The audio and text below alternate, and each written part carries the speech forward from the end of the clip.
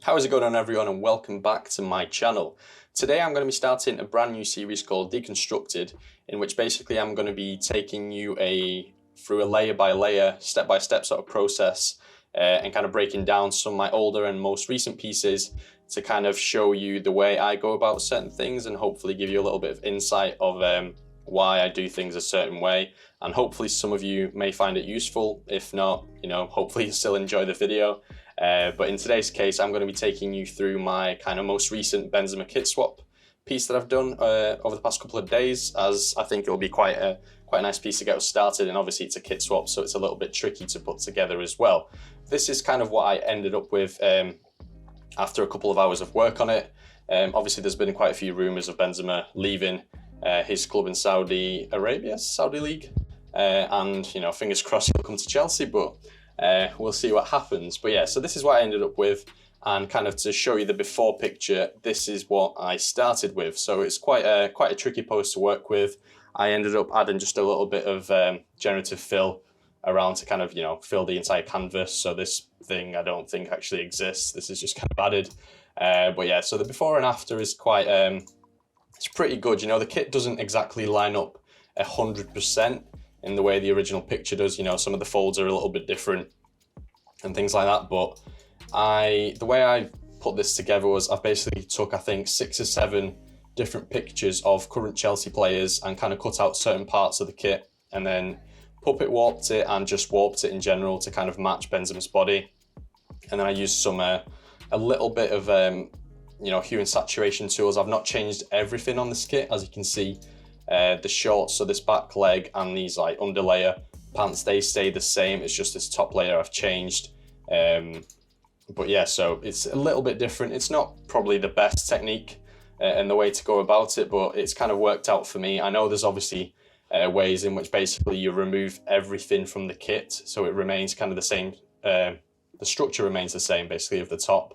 And then you obviously layer bits on and change bits, add the collar, etc., and kind of build it, and it creates a pretty realistic looking kit. But I think it doesn't look too bad. I think it still looks pretty passable. I'm pretty happy with the way it's kind of come together, and I've gone for a more kind of realistic look with this one. As you can see, I really took inspiration from the original picture, with especially the background, and I've not really changed much. I've not done any dramatic lighting. I've tried to keep it kind of in the daytime.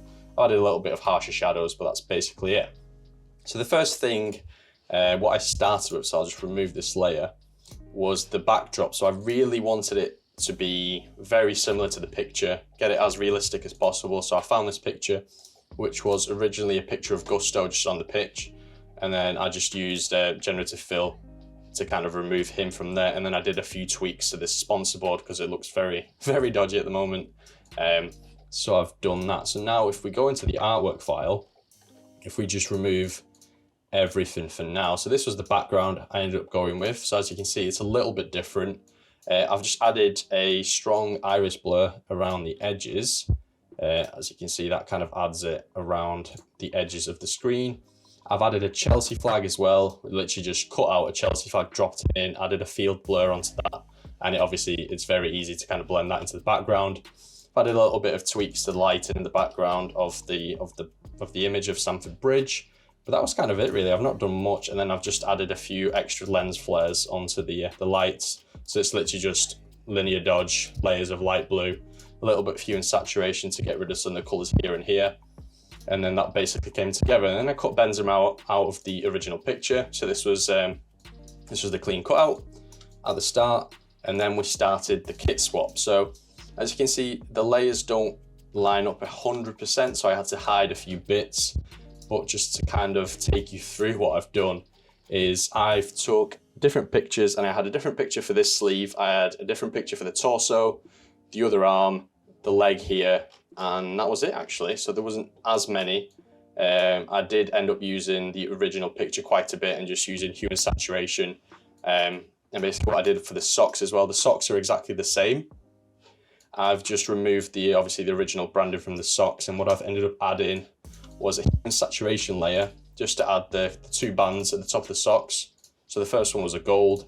So again, it was just a colorized layer, trying to get it to match as much as possible. And then a dark blue one to the very top of the socks. And then I think the Nike ticks, again, I cut out some Nike ticks from socks from, I think it was Conor Gallagher's picture, which was quite a similar stance in terms of legs. So I kind of cut that out, and then I've just played around with the blend if on this just to kind of get it to show a little bit of texture underneath. So they're the Nike ticks on the legs, and then the underlayer, which is the little extra pants that he's got on underneath the shorts. This was again just a normal hue and saturation layer, just get it to match so it's green, so it's blue. And that was it on that one. The right leg, this was a hue and saturation layer, a little bit of a different shade to the underlayer, just so it's a little bit different. It's not 100% the same shade. And then I ended up doing this like texture overlay, which I've basically just took an image. Well, I cut a part of this image out. I've layered it over the top of this, warped it slightly, and got it to show just a little bit, to add a bit of texture to the shorts. So that was kind of it for the shorts part. And I think there's one more though. I want to say it's in here. No, it's not. The right leg short. Where is the... So sorry about that, a bit of a cut there. But yeah, so now moving on to the shorts, I couldn't figure out the way I've named the layers. But yeah, left leg. There we go, simple as that.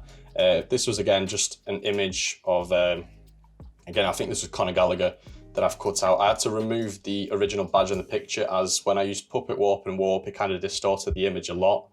So I cut this Chelsea badge out and basically just warped that slightly and just layered it over the top of it, just to make it more realistic, and then obviously cut it out to match the shape of Benzema.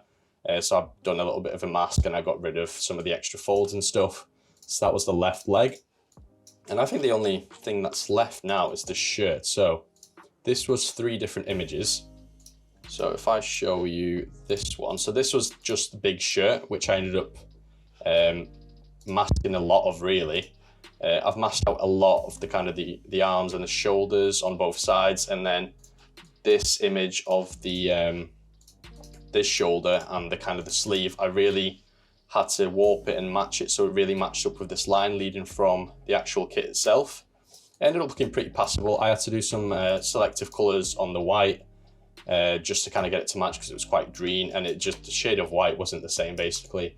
And then I kind of had to do the same thing onto this arm here, which you know, ended up looking pretty good. There's a couple of bits that I'm not 100% like happy with, and some of these I do think I actually ended up removing in the end.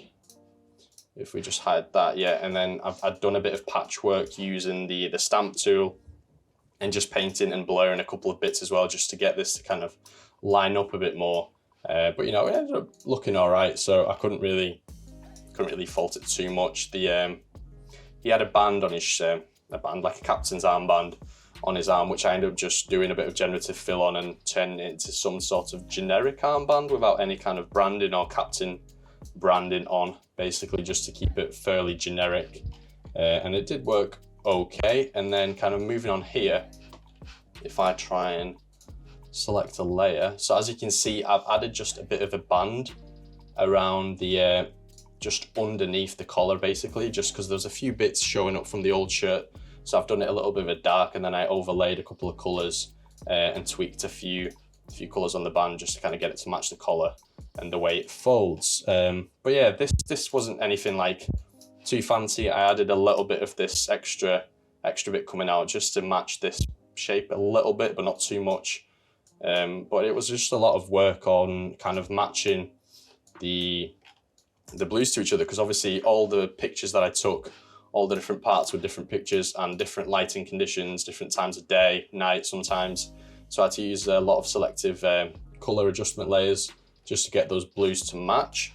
But that was it, really. You know, if you want me to do a more in-depth kind of tutorial on doing an actual kit swap, doing a puppet warp tutorial and stuff like that, I'm more than happy to do that. But that was kind of it. So then, if I just hide the original Benzema underneath, we ended up with this, and then we've gone to this. So it's a bit of a, you know, a lighting tweak. So at the minute, obviously it looked very, very flat. It looked pretty fake. You know, the bits didn't really look like they matched.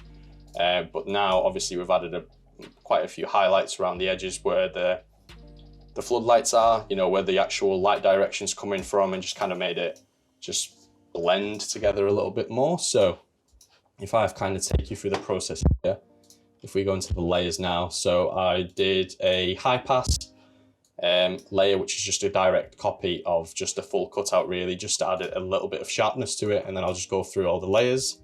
So initially what I did was the shadows, which is just a simple exposure layer on -5.4. So I've gone in with quite a soft brush, just painted in the shadows. And then I did the reverse with highlights. So this one was on +3.2. So again, just kind of going off the original render cutout where the light was actually coming from. And then I ended up adding some kind of like edge highlights just where the actual light is hitting. So it's very subtle, but this was done with a hue and saturation, colorize, whacked the lightness up quite a bit and then made it blue. Just to obviously where the light was coming from, these floodlights, I've painted that in. And then a bit of more edge highlights, especially around this edge, because I ended up doing a lens flare in this area. So this was just a light blue brush on linear dodge, and I just painted in little bits kind of around the edges to add that bit of glow. And then I did a kind of a dodge and burn layer just to kind of make those highlights and shadows pop a little bit more. This is just a 50% gray layer on overlay, and then you basically just go in with the burn and dodge and you kind of just paint it in, similar to what I did with the exposure layers. And then obviously the final touch was the high pass layer over the top, which just makes the details pop a little bit more. So I was pretty happy with that. Now it was time to do kind of the overlays. So I added in the lens flare from Texture Labs just under his arm, just to kind of get it to pop a little bit more. Overlays, I didn't do too much in this. I just added a bit of a brightness and contrast layer just in the middle to make him pop a bit more. I added a slight curves layer, which I think was just a bit of medium contrast, just to make things a little bit more crisp. And then again from Texture Labs, I did some sort of like an atmospheric effect with some light bleeds and stuff like that around the edges, just to kind of make some particles float around and make it a little bit more realistic. And then towards the top, I just added a bit of a white light in linear dodge blend mode, and the same with a bit of blue, just to kind of get another light source coming from over here. Finally, I added a bit of dirt, which again, this was just like an abstract dirt brush that I've just painted like a trail, similar to what the before one is like with the grass and stuff. Obviously it's not the same, but I literally just did this with like a dark brown, and then just did freckles and little spots of like a lighter color over the top of it, just to add a little bit more color. If I can go into this layer, so as you can see, I've just added a bit of more variety to the color, so it's not as flat, and it kind of looks realistic. So I'm pretty happy with that. It looks passable. Obviously the lens flare, and then some color correction, which I always like doing. I always like working with this from the start, so then I can get more of a realistic idea of what it's going to look like in the end. But this was just a bit of a soft light noise effect, and then a color lookup on the 3-strip 3D look file essentially, which just makes the colors a little bit more vibrant, a little bit flatter, and it just brings it to life really. And it's kind of my style, the way I work. It works for me, so I kind of tend to stick with that. So that was the artwork basically, and then obviously the final image is not much different. I just added a bit of grain in camera raw, and then I played around with some shadow settings in the color. If I just kind of show you and take you through it. And then yeah, it's just slight adjustments to the light and color. And then I played around with some of these presets that I kind of do multiple layers of, depending on which one I like. And then I kind of go in, when you've got this as a smart object, and you can obviously kind of go in and you can tweak this, the strength on this, and obviously kind of play around until you're happy with it. So I did that a couple of times, and then this was the final result, and obviously final logo at the end, in case anyone steals it. But yeah, that's pretty much it really. So again, the before and then the after, the placement isn't 100% the same, but I've tried to match it as much as possible. But it looks pretty realistic, it looks passable. I'm very happy with it. I've done a kit swap since the summer. I was kind of rusty with this, and I always do this. I always do 1 or 2 in the transfer window, and then again I just leave it for a few months and then come back to it, really not remembering what I used to do. But if you did enjoy this video, please make sure to leave a like, comment down below with ideas of videos that you want to see in the future, and if you enjoyed the video, I really do appreciate it. And obviously subscribe to my channel if you want to see more of my content, and there'll be a new video coming out within the next couple of weeks. So I hope to see you guys in the next one.